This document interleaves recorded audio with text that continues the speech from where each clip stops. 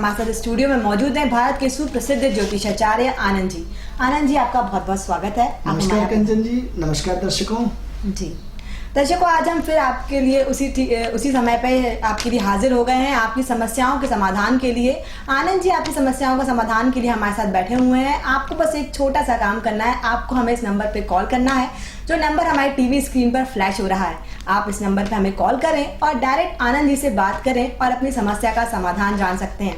आपकी जो भी समस्या हो, चाहे वो छोटी हो या बड़ी, आप जो भी जानना चाहते हैं, आप बस हमें इस नंबर पे कॉल करें और डायरेक्ट आनंद जी से जानिए अपनी समस्या का समाधान। वो आपको हर समस्या का समाधान बताएंगे कि आपको कैसे क्या करना चाहिए जिससे आपकी इच्छा है वो पूरी हो सके।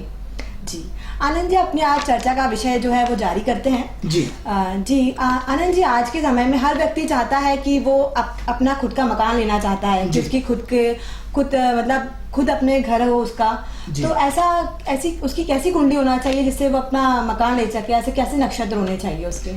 देखिए कंचन जी, हम अपने दर्शकों को बताना चाहते हैं कि हर व्यक्ति का एक ही बहुत बड़ा ख्वाब रहता है कि उसका एक अपना मकान होना चाहिए जी। और आज एक मकान लेना एक बहुत बड़ा टिपिकल काम हो गया। मतलब ऐसा मकान लेना है कि आपने जिंदगी की बहुत बड़ी जंग जीत ली। क्योंकि कोई भी मकान एक अच्छे से अच्छी कॉलोनी में, क्योंकि सबसे पहले आदमी क्या चाहता है, उसका मकान अच्छी कॉलोनी में, अच्छे एटमॉस्फेयर में, उसके बच्चे अच्छी कॉलोनी में रहे, अच्छे एटमॉस्फेयर में रहे, अच्छे वातावरण में रहे, पढ़े लिखे लोगों के बीच में रहे और उनका अड़ोसी पड़ोसी और पूरा माहौल उनके अनुरूप होना चाहिए। अब सवाल ये हो रहा है कि ऐसी अच्छी कॉलोनियाँ या अच्छा माहौल या ऐसी अच्छी लोकेशन आपको यदि चाहिए कि आप चाहते हैं कि मेरा मकान न्यू मार्केट में हो, MP नगर हो या आरेरा कॉलोनी में हो, तो अच्छी कॉलोनी के लिए इतना बड़ा लेवल पे अच्छा पैसा भी चाहिए। अब व्यक्ति के पास पैसे का बजट तो बहुत लिमिटेड होता है। अब ऐसी कंडीशन में ख्वाब तो हर व्यक्ति के होते हैं कि उसको अच्छे से अच्छा मकान मिले। आप यदि बैकवर्ड की भी बात करते हैं तो बैकवर्ड में भी मकान की कास्ट इतनी ज़्यादा हो गई कि ज्योतिष आधार पर हम देखें तो आज बहुत एक कठिन काम हो गया। लेकिन चूंकि हम आज ज्योतिष की चर्चा कर रहे हैं मित्रों, तो भूमिका बनाने के लिए हम आपको ये बताना बहुत जरूरी था। अब बात करते हैं विषय की। अब विषय की बात करते हैं तो मकान। अब आपने देखा होगा कि एक करोड़पति आदमी है, वो बिल्डर आदमी मान लो कोई, तो उसने जीवन में हजारों मकान बेच दिए लेकिन खुद अपना किराए के मकान में रहता है। आप चाहें तो देख सकते हैं, अपने इर्द गिर्द आसपास देखते हैं कि व्यक्ति के जीवन में लाखों रुपए जेब में रखें, करोड़ों रुपए जेब में रखें, लेकिन यदि डेस्टिनी यदि डिसाइड नहीं कर पाती है कि आपको यदि मकान नहीं मिलना है तो आप पूरी ताकत लगा लीजिए। इसकी तुलना में हमारे सामने ऐसे उदाहरण हैं। आप यकीन मानिए कि जिसकी ज़िंदगी में जिसकी जेब में 10 रुपये भी नहीं है और उन्होंने मकान खरीद डाले, बड़े बड़े प्लाट खरीद लिए। अगले ने बोला आप तो दे देना, सामने रखो, आप तो आपके पैसे का मांग रहे हैं, आप तो किस्तों में दे देना, जब आए तब दे देना। ऐसे उदाहरण हमारे सामने रोज देखने को मिलते हैं। तो ये क्या है कि एक व्यक्ति के पास जेब में 10 रुपये नहीं है साई देने के लिए और उसके पास मकान मिल रहा है, और एक आदमी के पास करोड़ों रुपये वो ले नहीं पा रहा, और एक आदमी रात दिन मेहनत करके भी मकान को परचेस नहीं कर रहा। तो इसमें हम सबसे पहले हम डेस्टिनी करेंगे कि हम बात करेंगे एस्ट्रोलॉजिकल आधार की कुंडली का कौन सा घर मकान का होता है। मित्रों, जो 1 2 3 4 5 6 7 8 9 10 11 12 खाने जो बने होते हैं उसमें चौथा घर हमारा मकान का होता है। अब चौथा घर मकान का होता है और चौथे का कनेक्शन यदि तीसरे से होता है तो ऐसा व्यक्ति किराए के मकान में रहता है। अब सवाल ये हो रहा है कि इच्छा पूर्ति हमारा 11वां घर करता है। अब 11 घर हमारी इच्छा पूर्ति करता है तो 4 और 11 की कनेक्टिविटी मिलना चाहिए। अब 4 घर की कनेक्टिविटी मिलना चाहिए, यहाँ तक तो ठीक है। अब सवाल ये हो रहा है कि मकान किस एरिया में हो। मकान लो कैटेगरी में मिलेगा। सबसे पहले इसमें भी हम गहराई में जाना चाहते हैं कि डेस्टिनी क्या चाहती है। एक डेस्टिनी ये होती है कि आप बाय बर्थ मकान लिखा के लाए हो, और एक डेस्टिनी होती है कि आपको खुद मकान बनाना पड़ता है। अब सवाल ये हो रहा है कंचन जी कि यदि आपके बाय बर्थ स्टार इतनी डेस्टिनी इतनी पावरफुल है कि 4 9 11 से यदि 9th होता हमारा भाग्य, तो 4 9 11 से यदि कनेक्टिविटी बहुत शानदार जुड़ी हुई है तो आपके पिताजी ने, दादाजी ने बहुत सारे मकान है, 1 1 2 2 3 3 4 4 5 5 मतलब ढेर सारे मकान, तो आपको जीवन में कभी मकान बनाने की जरूरत ही नहीं पड़ी। आप अचल संपत्ति से रोज खेलते हैं, तो क्या हुआ, आपके खानदानी पैसे वाले हो गए। तो अब खानदानी पैसे वाले हो गए, तो इसका मतलब आपको मकान बनाना कभी संभव ही नहीं जी। तो अब ऐसी कंडीशन में क्या हुआ, आप खरीद सकते हैं लेकिन आप अपने शौक के आधार पे, ना कि मजबूरी के आधार पे। तो दो तरह के मकान हो गए, एक मजबूरी में खरीदना है रहना है, और एक है कि आओ ठीक है टाइम पास है, फालतू पैसा रखा है, आपने इन्वेस्टमेंट कर दिया या इन्वेस्टमेंट के हिसाब से अपने शौकिया तौर पे मकान बदल रहा है। तो ये अलग अलग घरों की अलग अलग कंडीशन है। सबसे पहले आपकी कुंडली में मकान के योग हैं या नहीं है। यदि आप ज्योतिषीय आधार पे, यदि अपने अच्छे किसी विद्वान से आप अपने ज्योतिषीय आधार पे ये दिखवा लें कि आपके भाग्य में डेस्टिनी क्या चाहती है। यदि सपोज नहीं है तो आप दुनिया भर की ताकत लगा लीजिए, आपको मकान नहीं मिलने वाला। और यदि डेस्टिनी में मकान है, क्योंकि हमने ये भी देखा है कि एक आदमी पूरे जीवन भर एक ही जगह मकान में पूरे किराए से रहते हुए रह गए और उसी में मर गए, उसी में निपट गए और नया मकान जीवन में नहीं मिला। तो और एक आदमी को आते से आपने ऐसे शहर में कदम रखा कि जहाँ आपका मकान इंतजार कर रहा है। तो अब दो अलग अलग कंडीशन बताई। तो सबसे पहले आपने डेस्टिनी को तलाश कर लिया कि आपके भाग्य में मकान है। तो अब मित्रों है तो ठीक है, डेस्टिनी डिसाइड हो गई कि आपको मकान मिलने वाला है। अब मकान किस उम्र में मिलेगा ये डिपेंड करता है कि आपको आपके शादी से पहले मिलेगा या शादी के बाद। ये हर व्यक्ति जानना चाहता है कि किस उम्र में उनकी मकान बना सकते हैं। मकान बने। तो अब सवाल होता है मित्रों कि ये जीवन के चक्र होते हैं, कुछ महत्वपूर्ण चक्र आपको हम ना आपकी जानकारी में है, फिर भी हम आपको याद दिलवाना चाहते हैं कि पहला मकान तो जब आप किसी नए शहर में जाते हैं और उस नए शहर में आपका पाँव इतना शुभ होता है कि आपका हर किया बढ़ाया हुआ कदम आपको आगे बढ़ाता हुआ चला जाता है। अब इसका नेगेटिव भी हो सकता है, इसका पॉजिटिव भी हो सकता है। क्योंकि हम पॉजिटिव एनर्जी में बात करते हैं तो सिर्फ हम पॉजिटिव एनर्जी में बोलेंगे कि सबसे पहले आपने किसी नए शहर में कदम रखा और वो आपके लिए यदि नया शहर शुभ है तो आपके लिए डेस्टिनी ने रास्ता खोलना शुरू कर दिया। ये प्रथम भाग्य होता है। दूसरा भाग्य होता है ये है कि आपकी यदि शादी नहीं हुई और शादी हो गई और जिससे आपकी शादी हो रही है तो उसके कदम रखते से पोबारा हो गई, आपका भाग्य उदय हो गया।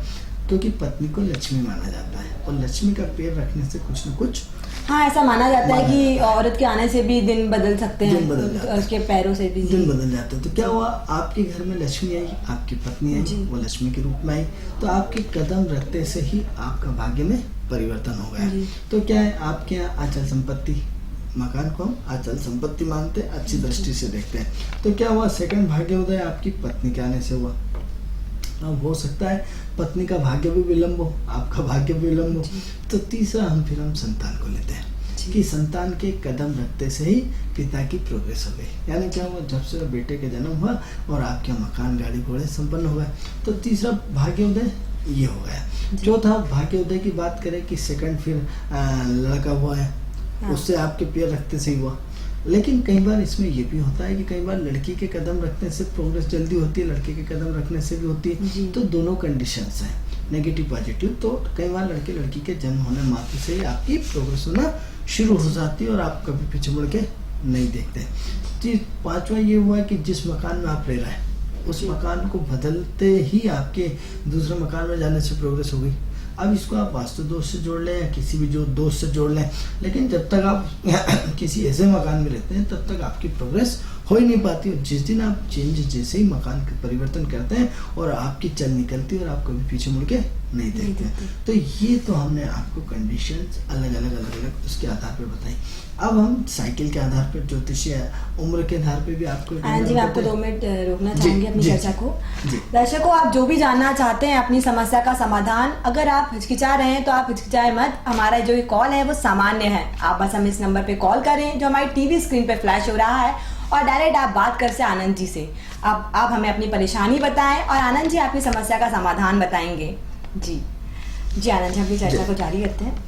तो कंचन जी, हम ये बता रहे थे कि सेकंड जो प्रेडिक्शंस आता है उम्र के हिसाब से आता है। एक साइकिल रहती है, एक साइकिल होती है 16 साल की, क्योंकि हम बुद्ध की साइकिल को हम 16 साल मानते हैं। तो ये हर उस पर लागू होती है। क्योंकि हम आज मकान के विषय के साथ साथ आपको बहुत सारी जानकारी दे रहे हैं। तो 16 साल की जैसे ही आपकी उम्र हुई और 17 साल में हुआ प्रवेश, आपको मकान मिलना शुरू हुआ है। सेकंड डेस्टिनी आती है फिर 24 साल 24 की, क्योंकि सूर्य, मंगल और गुरु और आपका शुक्र, इनकी सबकी और चंद्रमा, इनकी उम्र मानते हैं हम 24 साल। तो आफ्टर 24 से लेकर के 28 साल की डेस्टिनी फिर आपके भाग्य में परिवर्तन करती है और ये साल फिर आपके परिवर्तन का दौर होता है। फिर थर्ड डेस्टिनी होती है आपकी 29। 29 में आपका शनि प्रभावशील होना शुरू हो जाता है। तो शनि 29 से लेकर 35 तक की डेस्टिनी फिर अलग साइकिल में होता है। फिर आफ्टर 39 से 42 ये राहु के उसमें होता है, और राहु की डेस्टिनी अलग तरह की होती है। ये जीवन का बड़ा परिवर्तन होता है 42, तो यहाँ से फिर डेस्टिनी बदलती है। और फिर 48, 54 और 58 ये आपके भाग्य उदय होने का फिक्स समय डिसाइडेड है, चाहे आप कुंडली दिखाए या न दिखाए। ये आपकी साइकिल का एक चक्र है जिसको हम ग्रहों की उम्र के हिसाब से बोलते हैं।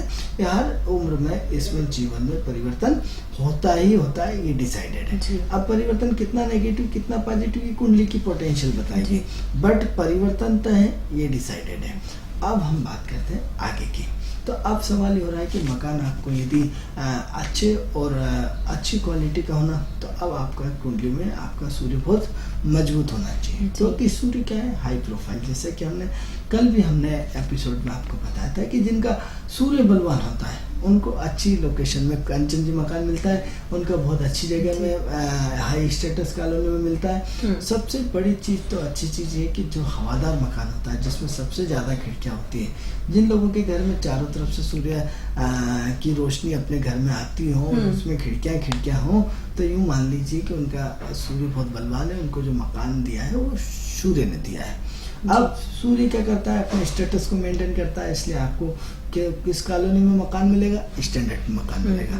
आपको स्टेटस वाला मकान मिलेगा, आपको बहुत बेहतरीन मकान मिलेगा, आपको खिड़कीदार मकान मिलेगा, आपको हवादार मकान मिलेगा, साथ ही साथ कि पूरे घर में रोशनीदार मकान मिलेगा। ये कौन देता है, सूर्य देता है जी। तो अब आपको ऐसा सूर्य मकान दिलवाता है जिसमें चारों तरफ से घर में रोशनी ही रोशनी हो। अब सवाल ये रहा है कि इसी के अपोजिशन जाइए शनि के में, जहाँ शनि आ गया तो बैकवर्ड में मिलेगा, बहुत गंदी नाली जगह या बैकवर्ड पास, जिसे आप अच्छा इलाका नहीं मानते, जिसे पिछड़ा इलाका मानते हैं, जहाँ मूलभूत व्यवस्था ना हो, ऐसी जगह में आपको मकान दिलाएगा शनि। अब क्या होगा, शनि का सबसे पहला नियम क्या है, अंधकार। तो वहाँ कमरे में कितने होंगे, कुछ 1-2 कमरे तो ऐसे होंगे जहाँ सूर्य की रोशनी पहुंच ही नहीं पाएगी, तो वहाँ क्या होगा, मकान में अंधेरा होगा, आपको दिन में भी बल्ब का लगाना सहारा पड़ेगा। तो अब जिन लोगों का अपना वास्तु ठीक कराना चाहते हैं, तो जिन कमरे में अंधेरा रहता है, आप दोस्तों ध्यान रखें कि जिन लोगों के घरों में दिन में भी अंधेरा रहता है, वहाँ सूर्य की रोशनी या खिड़की नहीं होती है, ऐसे लोगों को दिन भर बिजली की चिंता नहीं करना चाहिए, और दिन भर एक छोटा सा बल्ब 0 वाट का दिन भर जला के रखना चाहिए, जिससे वास्तु दोष खत्म होता है, कम होता है। तो ऐसी स्थिति में किसी भी कमरे में अंधेरा नहीं होना चाहिए। तो ऐसे में क्या है कि आप थोड़ा सा बल्ब लगा देंगे तो बहुत अति उत्तम रहेगा। अब इसी की तुलना में यदि हम बात करते हैं शुक्र की, अब शुक्र के यदि मकान की बात ही क्या कह रहा है, यदि शुक्र यदि मकान देगा तो इतना लग्जरियस देगा, इतना लग्जरियस देगा, इतना लग्जरियस देगा कि जिसकी कि आप कल्पना भी नहीं कर सकते। अब मकान कहाँ मिलना, आपको ऐसी जगह मकान मिलना है कि लोग आपको, अरे इतना अच्छा मकान, मतलब तारीफ के बिना आपका कोई भी रह नहीं सकता। आपको इतना अच्छा डेकोरेशन मिलेगा, घर का वातावरण इतना अच्छा मिलेगा, आपका हर चीज़ सिस्टम से जमी मिलेगी, बाकायदा आपका मछलियों का अलग, इसका अलग, उसका अलग, हाई डेकोरेशन सिस्टम वाला जो घर होता है वो शुक्र का होता है। और सपोज यदि आपके ग्रह इतने अच्छे हैं और सूर्य शुक्र साथ है और सूर्य शुक्र का कॉम्बिनेशन बहुत अच्छी अवस्था में है, तो पोबारा हो गई, यानी लग्जरियस और स्टेटस के साथ मजा ही कुछ और। तो इसमें क्या है, जो बड़े बड़े उद्योगपति या बड़े बड़े मंत्री संतरी या बड़े जो हाई स्टेटस के लोग हैं, उनको सूर्य और शुक्र का मकान होता है, उनके मकान की जितनी तारीफ की जाए उतनी कम होती है। तो ये कंडीशंस अलग अलग ग्रहों के आधार पे होती है। अब प्रश्न ये होता है कि मकान किस दिशा में होना चाहिए। मित्रों, मकान किसी भी दिशा में हो सकता है, क्योंकि अलग अलग लोगों ने अलग अलग धारणाएं हमारे कोई बोलता है कि पूर्व दिशा की तरफ होना चाहिए मकान का प्रवेश, कोई बोलता है पश्चिम की तरफ होना चाहिए। तो ऐसा क्या सही है या फिर किसी भी तरफ हो सकता है? कंचन जी, हम आपको बताना चाहते हैं कि राशियां कितनी होती है, 12। अब 12 राशियों में सबकी दिशाएं भी तो अलग अलग होगी। अब क्या होता है, हमारे यहाँ सिर्फ एक ही फंडा चलता है कि सब पूर्व दिशा में होना चाहिए, पूर्व दिशा में होना चाहिए, पूर्व दिशा में होना चाहिए। आपकी जानकारी के लिए बता दूं कि आप सबसे पहले हर जहाँ भी आप रहते हैं, आप उसके दक्षिण के पार्ट को ध्यान दीजिए। जितने भी उद्योगपति हैं, जितने भी करोड़पति हैं, जितने भी अरबपति हैं, जितने भी खरबपति हैं, जितने भी सक्षम लोग हैं, उन सबका मकान दक्षिण दिशा में होगा। आप गौर करके देखिए, मैं ये नहीं कहता कि आप मेरी बात को माने, लेकिन आज यदि देश का व्यापार यदि चल रहा है, यदि हमारा हिंदुस्तान जिंदा है तो सिर्फ दक्षिण दिशा से। आप पूरे बंदरगाह आप देख लीजिए दक्षिण दिशा में, समुद्र तटीय क्षेत्र का है सब दक्षिण दिशा में, आपका इम्पोर्ट एक्सपोर्ट का होता है सब दक्षिण दिशा में।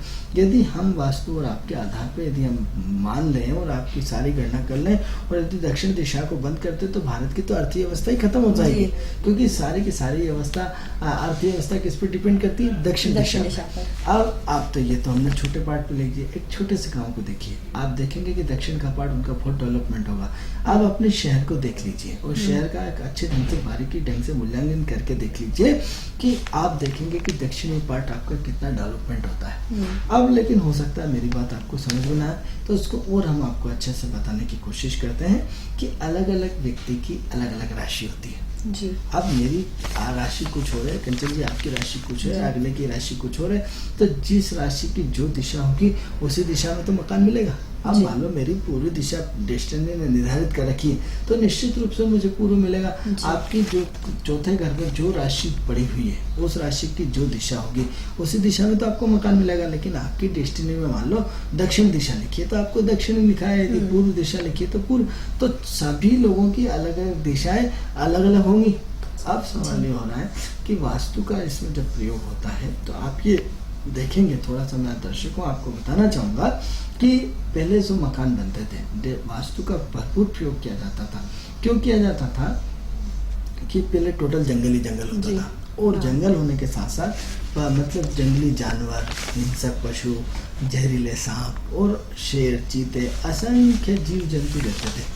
तो अब ऐसे में क्या होता है कि उस समय आजकल तो डाकू का स्वरूप बदल गया है, लेकिन उस समय तो डाकू होते थे, घोड़ों पे घूमते थे या जंगलों में घूमते थे। तो ऐसे में व्यक्ति क्या उसमें पब्लिक कम होती थी, मकान जंगलों में होते थे, आदमी बहुत कम गिनती की संख्या में रहते थे, जनसंख्या कम होती थी। तो ऐसे में क्या होता है उस समय 100% वास्तु का प्रयोग किया जाता था और वास्तु का प्रयोग करके व्यक्ति का जैसे ही वहाँ आता था तो जैसे सांप या बिच्छू या आपके जहरीले जानवर या शेर, तो उस आते आते उसका हृदय परिवर्तन हो जाता था। और हृदय परिवर्तन हो जाता था तो क्या करता था, अपनी दिशा को बदल देता था। तो वहाँ वास्तु का प्रयोग होता था। अब वास्तु का सिद्धांत जो सबसे पहले लागू होता है कि यदि जिस जगह आप रह रहे हैं और चारों तरफ यदि सुनसान है और कोई मकान नहीं है, इधर भी मकान नहीं, इधर भी नहीं, इधर भी नहीं, इधर भी नहीं, तो वहाँ चारों तरफ से 100% वास्तु का नियम लागू होता है। और यदि आप आज ऐसे कॉलोनी में रह रहे हैं जहाँ इधर भी वास्तु, इधर भी वास्तु, इधर वास्तु, इधर वास्तु है, मित्रों आज 100% आधार बिल्डर वास्तु का प्रयोग कर रहा है। ऐसा कोई सा व्यक्ति नहीं है ऐसा बिल्डरशिप में जो वास्तु के हिसाब से मकान नहीं बना रहा। उसके बाद देखिए कि व्यक्ति की समस्या और भयंकर बढ़ती जा रही। पहले वास्तु के हिसाब से मकान नहीं बनते थे तो व्यक्ति क्या करता था, सुखी रहता था। आज हम 100% वास्तु का प्रयोग करते हैं तो आज दुखी है। आप इसका एग्जाम्पल यदि आप जान सकते हैं, बॉम्बे में अंधेरी में हर्षद मेहता का मकान है और 56 मकान एक साथ बने हुए हैं, उसमें सारे के सारे लोग दुखी हैं। पूरा 100% विदेश से वास्तु के सारे लोग लाए और वास्तु का 100% प्रयोग किया। अब 100% प्रयोग किया तो क्या करा उसमें, आज भी सारे के सारे दुखी हैं। तो हम आपसे ये प्रश्न पूछना चाहते हैं दर्शकों कि जब आज आप 100% वास्तु के अनुरूप चले जा रहे हैं तो भी आप दुखी, और पहले आप इतना पैसा व्यक्ति के पास नहीं होता था, जहाँ जिसकी मर्जी है वो बना रहता था, सुखी हो जाता। उसका रीजंस क्या है दोस्तों? वास्तु कोई बुरा नहीं है, वास्तु के साथ साथ आपको अपनी सोच में परिवर्तन लाता है, आपको अपने जीवन जीने के तरीके में परिवर्तन लाना है, आपको अपने व्यवहार में परिवर्तन लाना है, आपको अपनी सोच में परिवर्तन लाना है, आपको अपने जीवन जीने की कला में परिवर्तन लाना है, तो वास्तु सफल हो जाएगा। अब आपकी नीयत में खोटे और आप वास्तु के 100% प्रयोग करा लीजिए। आपकी नीयत में तो शोषण चल रहा है, आप किसी का शोषण कर रहे हैं, आप 100% वास्तु का प्रयोग करा लीजिए। होना जाना क्या है, कुछ नहीं होगा। जब तक आप जीवन में प्रकृति के नियमों का पालन नहीं करेंगे, जब तक आप जीवन में प्रकृति के साथ तालमेल नहीं बिठाएंगे, जब तक आप अपने जीवन में ईश्वर के साथ तालमेल नहीं बिठाएंगे, तब तक वास्तु का नियम आप किसी भी चाहे चाइनीज पद्धति से करा लीजिए, चाहे किसी भी पद्धति से। लेकिन वास्तु भी जब हम आपको बताते हैं तो पर्टिकुलर पॉइंट बताते हैं कि इस पॉइंट में आप अपने दिनचर्या नियम के अनुसार आप पालन करें। अब आप नियमित दिनचर्या का अपने आप में अस्त व्यस्त रूप में पालन कर रहे हैं तो कैसे आपका वास्तु आपको सहयोग करेगा? क्योंकि हर चीज़ की एक सीमा होती है। जब आप अपनी सीमाओं को ज़्यादा उल्लंघन करते हैं तो जीवन में परेशानी आना ही आना है। तो अपने जब तक अपनी सोच, अपने नियम, अपने काम करने के तरीके, अपने एटीट्यूड, जब तक आप प्रकृति से तालमेल नहीं बिठाएंगे, एक वास्तु क्या है, एक प्रकृति से तालमेल क्या है, प्रकृति को अपने अनुसार बैलेंस में। अब बैलेंस की बात करते हैं कि आप सबसे पहले क्या करते हैं, अपने घर में चौखट खत्म कर दी। अब उस चौखट का इतना बड़ा महत्व था कंचन जी कि नेगेटिव ऊर्जा इधर की इधर रह जाती थी, इधर की इधर रह जाती। जब आप घर से निकलते तो आपकी पॉजिटिव ऊर्जा वहीं रह जाए, और जब आप घर से अंदर प्रवेश करें तो नेगेटिव ऊर्जा बाहर रह जाए। अब क्या करें, आपने घर की चौखट को ही खत्म कर दिया, चौखट के स्वरूप को ही खत्म कर दिया। क्यों होता है, आपका फैशन खराब होता है। तो ये छोटे छोटे ऐसे बहुत सारे सूत्र हैं। अब सवाल ये हो रहा है कि आप मंदिर की परिक्रमा क्यों करते हैं? क्यों करते हैं मंदिर की परिक्रमा? क्योंकि आपको शांति मिलती है। तो आप जब मकान बनाते हैं तो मकान के घर की परिक्रमा करवाते हैं। पहले आप देखेंगे कि एक मकान के चारों तरफ से व्यक्ति अपने उसकी परिक्रमा, क्योंकि मंदिर से बड़ा आपका घर एक मंदिर होता है, क्योंकि घर आपको वो शांति देता है। आप एक काम करिए, पूरी दुनिया में घूम के आइए, सारे तीर्थ करके आइए। आप सारे तीर्थ में जितने भी आप वैष्णो देवी हो जाए या तिरुपति बालाजी हो जाए, सब कुछ हो जाए, उसके बाद भी शांति तो आपके घर पे मिलती है। आप उतनी देर आप उस इतने एटमॉस्फेयर में रहते हैं, और उस एटमॉस्फेयर रहने के बाद आप भागते हैं कि नहीं अब चलो, अब इससे ज़्यादा नहीं, अब चलो। आप 10 दिन रह के आ गए, मतलब ऐसा लगता है कि आप हजारों किलोमीटर, कहीं पर भी आप 2-4 दिन से ज्यादा नहीं रह सकते। आपसे अपने घर की याद, मतलब घर के बिना नहीं रह सकते। कंचन जी 5 दिन बहुत हद होते हैं। अगले 5 दिन के बाद आप इतनी तरह खींचते हैं, यानी क्या हुआ, आपका सबसे बड़ा मंदिर आपका घर है, भगवान से बड़ा मंदिर, क्योंकि भगवान ने दिया है। तो जिसमें आपको शांति मिलती है, जिसमें आपको सुकून मिलता है, आप उस मंदिर को का छोड़ करके दूसरे मंदिर की तलाश कर रहे हैं, तो उस मंदिर की आपने कभी परिक्रमा लगी? अब क्या होता है, भूमि आप जैसे पेड़ों में भी भावना रहती है, जीवों में भावना। अरे जरा से कुत्ते को एक दिन रोटी दो, दूसरे दिन आपके आगे पीछे पूछना लगता है। तो भूमि का एक क्या होता है, जागरण होता है। एक जागरण तब होगा जब आप अपने घर के रोज चक्कर लगाएं। अब क्या होता है, व्यक्ति की जगह इतनी कम हो गई, हर व्यक्ति मकान तो इतना सब बढ़ा लेते हैं, लेकिन यदि उस मकान के साथ यदि चारों तरफ से एक परिक्रमा बना ली जाए, आप अपने रोज घर के चक्कर लगाएं, आप देखिए कि वहाँ का वास्तु हो जाएगा सही, क्योंकि आप उस जगह से प्रेम करने लगते हैं। अरे आप इससे ज़्यादा उदाहरण जाते हैं कि सिर्फ 5 मिनट के यदि किसी माँ वैष्णो देवी के